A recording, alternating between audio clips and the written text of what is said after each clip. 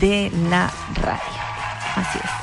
Vamos con otro tema de conversación, ¿les parece? Otro tema de conversación. La natalidad.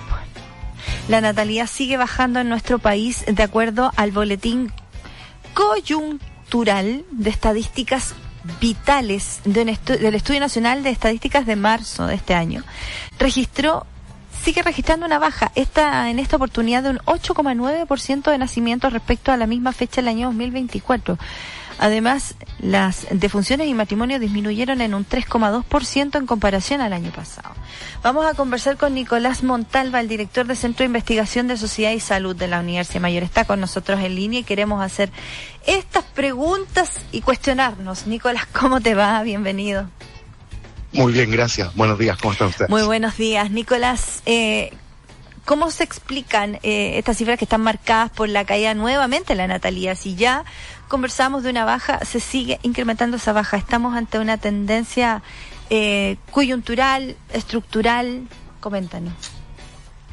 Bueno, en efecto, este es un proceso que no debería sorprendernos en el sentido de que es un proceso global, ¿sí? Casi todas las sociedades del mundo están disminuyendo su natalidad, pero lo particularmente interesante del caso chileno es que nuestro proceso ha sido comparativamente rápido, ¿sí? Hace no muchas décadas atrás, todavía la gente tenía una alta natalidad, ¿sí? Todavía vivíamos, no sé, con una alta fecundidad, y eso en muy pocas décadas ha disminuido a niveles comparables a los que tienen los países que tienen las menores tasas de fecundidad. Claro.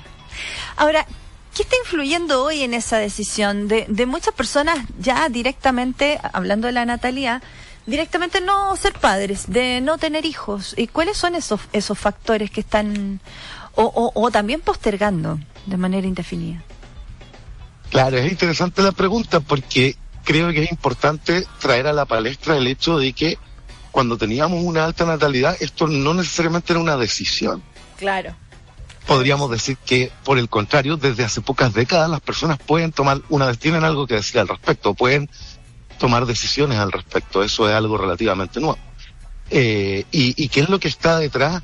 Bueno, lo que normalmente se considera dentro de estos análisis es el hecho de que, teniendo entonces ahora la posibilidad de tener algún tipo de control sobre la fecundidad, las personas pueden eventualmente evaluar que tener hijos tempranamente tiene efectos nocivos tanto en la progresión educacional como en la progresión profesional, lo que eventualmente lleva a pensar en o posponer la natalidad buscando un momento que eventualmente podría nunca llegar, en que las condiciones económicas, por ejemplo, son favorables. Uh-huh. Nicolás, ¿tiene relación de la baja también en defunciones y matrimonio? ¿Tiene algo o algún vínculo estos fenómenos o que respondan también a esta misma dinámica de no tener interés en ser padres o en el tema de la natalidad? ¿Tiene relación o son cosas completamente distintas? Es una buena pregunta y yo creo que todavía no tenemos tal vez las condiciones para saberlo. Cuando teníamos los regímenes demográficos del pasado, digamos, de hace 20, 30 años atrás, sí había una relación entre la nupcialidad, vale decir, entre la tasa de matrimonio y la fecundidad.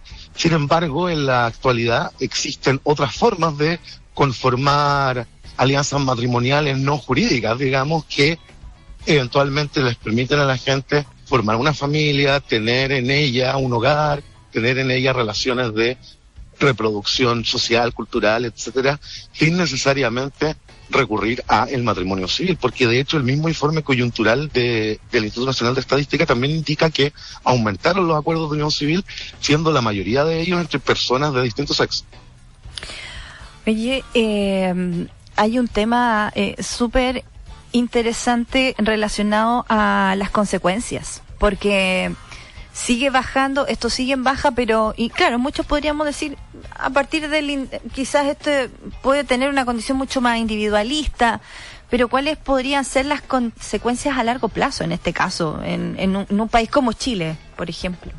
O a nivel global hay también. Hay consecuencias relevantes y Y también creo que cuando analizamos las consecuencias a veces perdemos la perspectiva respecto a cómo era la situación antes. Entonces, primero hablemos de las consecuencias. Ajá. Las consecuencias probablemente más visibles son el hecho de que esta disminución de la natalidad ocurre en paralelo, no en paralelo realmente, pero llega a encontrarse con un proceso que comenzó antes, que es que la gente vive más tiempo, al aumento de la esperanza de vida.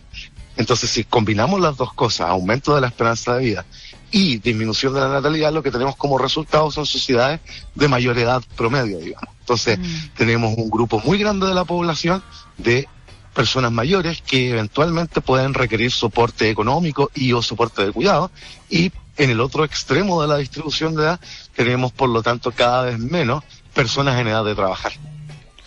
Entonces, claro, ese es el problema más notorio, y junto a ello hay otros problemas tal vez menos evidentes, sí. Sociedades con menos personas jóvenes eventualmente pueden ser sociedades en donde existe menos proclividad a cosas como la innovación, digamos, donde hay menos gente trabajando.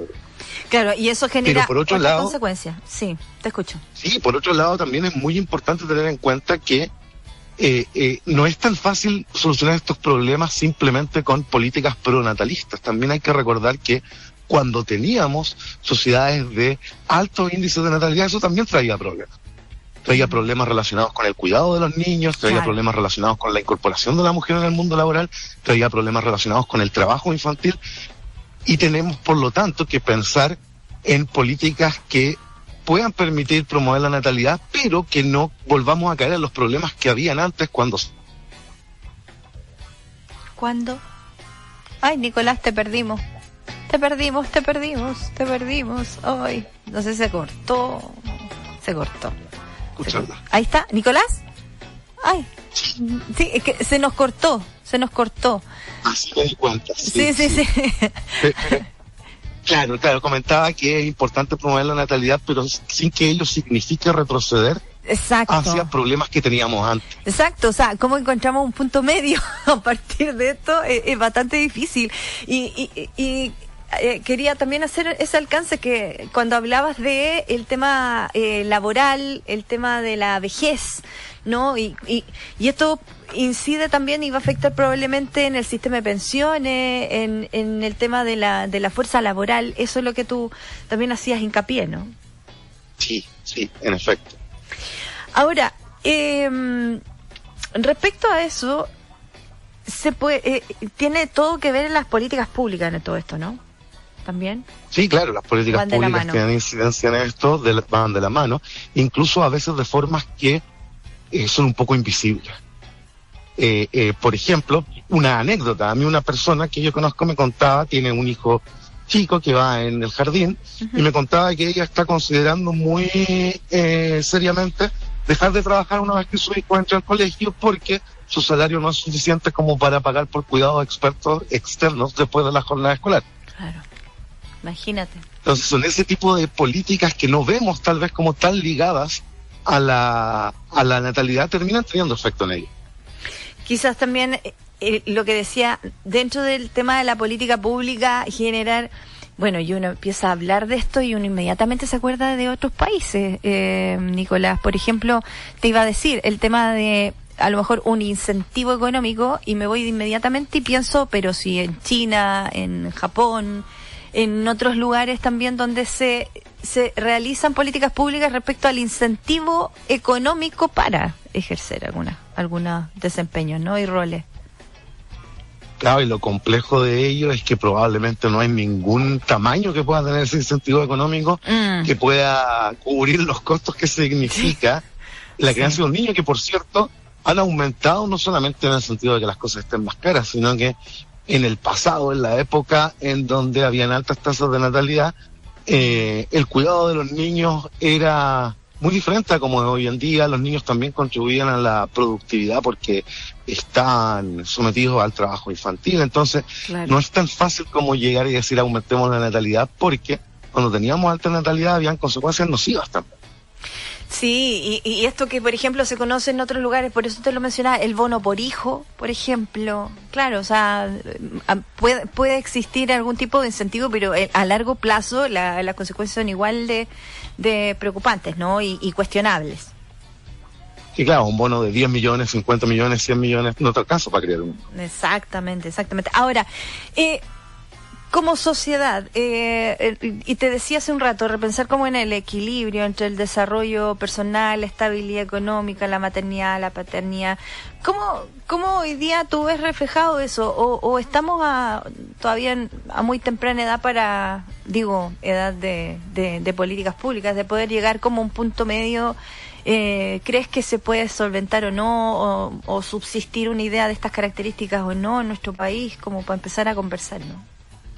Claro, las sociedades que tú mencionabas que han tratado de impulsar algunas políticas pro natalidad no han logrado el efecto deseado, digamos, no han logrado ni con bonos ni con ayuda del Estado para los servicios de cuidado solventar la disminución de la natalidad. Entonces es algo que todavía está por descubrirse, digamos.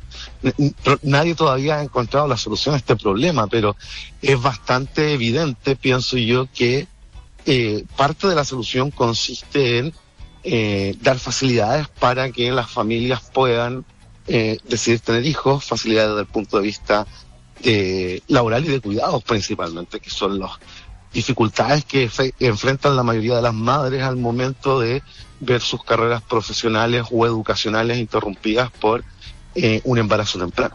Entonces, claro. Otra cosa interesante que mostraba el informe del INE es que la edad a la que las personas tienen el primer hijo ha aumentado muchísimo. Hoy en día es entre los 30 y 35 años, que hace 2 décadas era algo impensable. Exacto. O sea, uno lo ve reflejado en su entorno, ¿no?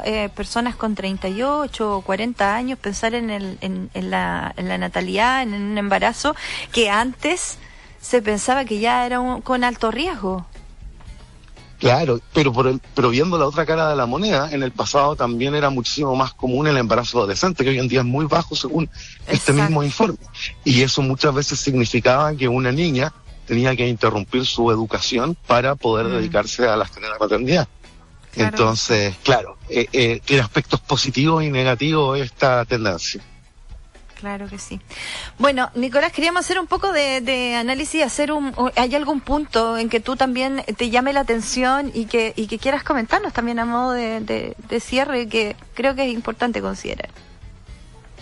Sí, creo que es un tema súper importante de seguir estudiando, porque si lo entendemos mejor, podemos entender mejor también qué políticas pueden contribuir a enfrentar el futuro, digamos, enfrentar el futuro que tiene que ver con, por ejemplo, orientar políticas públicas al mundo de las personas mayores, que va a ser en el futuro lejos la mayor proporción de la población, y al mismo tiempo tratar de ir entendiendo estas tendencias de la natalidad y qué factores las afectan.